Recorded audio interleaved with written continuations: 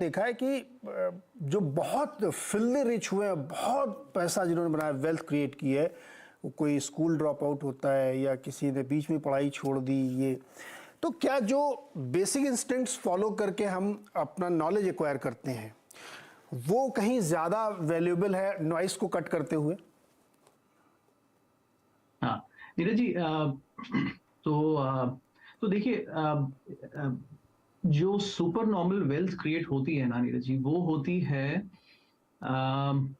Experiential learning से। और आपका तकरीबन जिसको बोलते हैं कन्विक्शन, करेज, कन्विक्शन, कैश।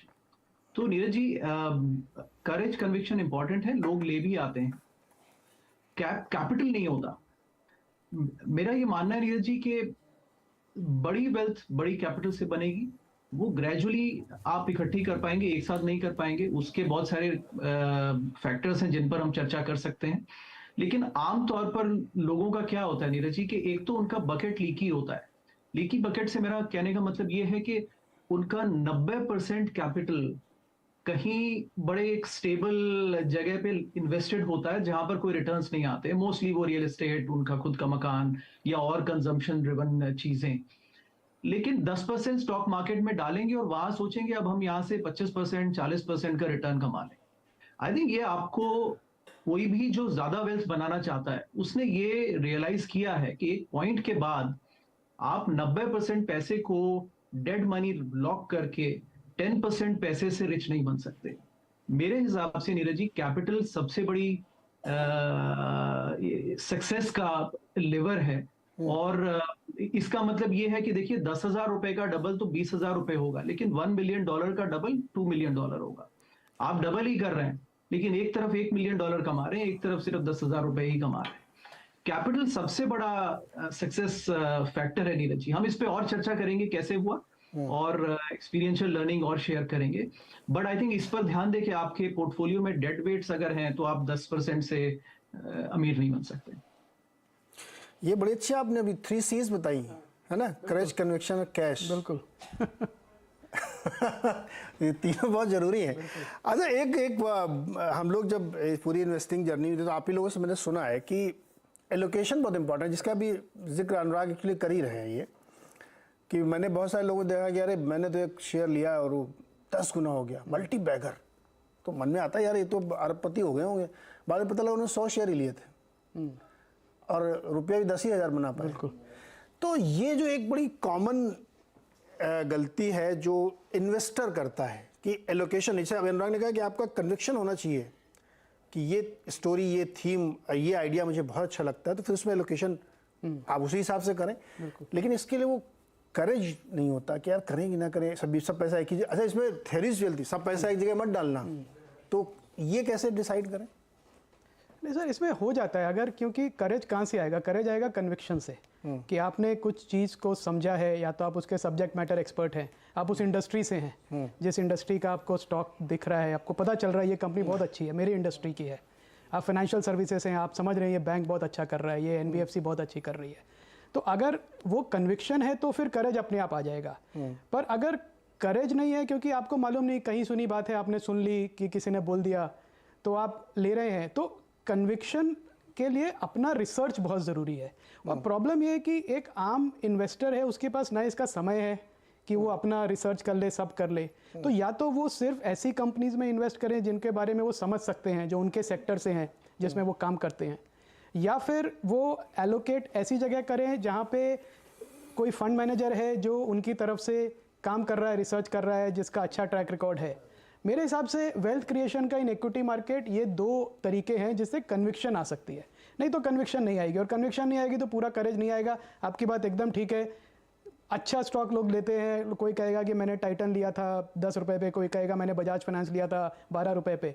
पर आपकी बात एकदम ठीक है, वो मतलब उससे कोई फर्क नहीं पड़ा, मतलब लिए कितने थे। बिल्कुल बिल्कुल ठीक बात है। तो आइडिया अगर अच्छा मिले तो फिर उसमें एलोकेशन बढ़ा, ये एक बहुत बड़ी चीज़ को हम और एक्सप्लोर करेंगे भी। अनुराग के पास चलेंगे। तो अनुराग, ये जो सवाल है एलोकेशन बढ़ाए, आइडिया अच्छा ढूंढें, इसके लिए कोई फार्मूला है क्या, कोई तरीका है क्या? हाँ नीरज जी, देखिए, before we come to the formula, एक चीज को ना हम बहुत अंडर एस्टिमेट करते हैं।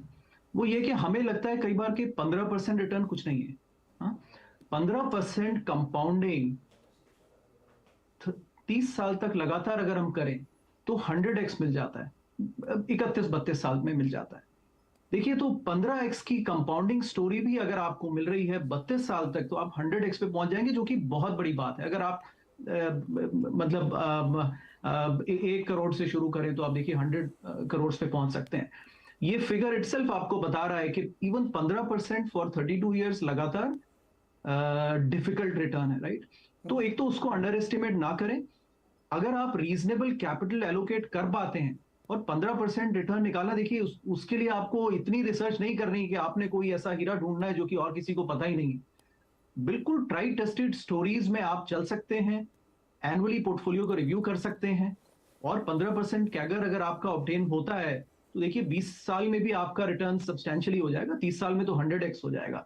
मेरे ख्याल से इससे ज्यादा अगर हम गोल ढूंढने जाते हैं तो फिर हम मोर गैम्बलिंग की तरफ अट्रैक्टेड हो जाते हैं rather than serious investing. Neeraj ji, Rahul, common sense ज़्यादा काम करता है या बहुत डीप रिसर्च, एकदम घुस के इतनी ज़्यादा रिसर्च कर ली कि थोड़ा कंफ्यूज भी हो गए, या एकदम simple? Investing is so simple, आप कॉमन सेंस लगाइए, 10-15% के CAGR वाले स्टॉक देख लीजिए 15-20 सालों में कौन ग्रो कर रहा है, किसका देश भर में चल रहा है, चैनल चेक कर लीजिए, तो ये वाला ज़्यादा सही रहता है। कि अच्छा, एक चीज़ मैं आप सब लोगों से कहूँगा, ये देखो, हम लोग हमारे शो को ना कई लोग ऐसे भी देख रहे होंगे जो 40-45 साल के हैं, वो 30 साल वाली थ्योरी उनको जमेगी नहीं, उनको 10-15 साल वाली भी थ्योरी बताइएगा। बताइए राहुल। तो नीरज जी, अक्सर कहा जाता है कि common sense is the most uncommon thing when you are trying to apply to various parts of life. लेकिन जैसे आपने भी कहा, और मैं अनुराग जी से काफी हद तक सहमत हूँ, लेकिन ये इतना इजीली रेप्लिकेट नहीं हो सकता। आप इंस्टीट्यूशनल इन्वेस्टर्स को ही देख लीजिए, आप लंबे ड्यूरेशन की बात करते हैं, मल्टी बैगर्स की बात करते हैं, 5 साल पहले क्या पोर्टफोलियो थे और आज क्या पोर्टफोलियो, आपको बहुत ज्यादा चर्न दिखेगा। इनफैक्ट आज की डेट में भी, क्योंकि प्रेशर इतना हो गया परफॉर्मेंस का कि इंस्टीट्यूशनल इन्वेस्टर्स खुद at the end of every quarter start benchmarking their return. So while in theory it is correct to say you buy a stock और उसको लंबे ड्यूरेशन तक उसको होल्ड करके रखिए, और कुछ उदाहरण की आपने बात भी की, जैसे टाइटन वगैरह, बजाज फाइनेंस की, थ्योरेटिकली अच्छा होता है, लेकिन it is not extremely practical. क्योंकि मैं आपको एक उदाहरण देता हूं, जब 2011 या 12 में मारुति की जब स्ट्राइक हुई थी, उस वक्त मारुति का भाव कुछ 3,500-4 हजार रुपए था, और वहां से गिर के ये कुछ 900, 950 के आसपास आ गया था।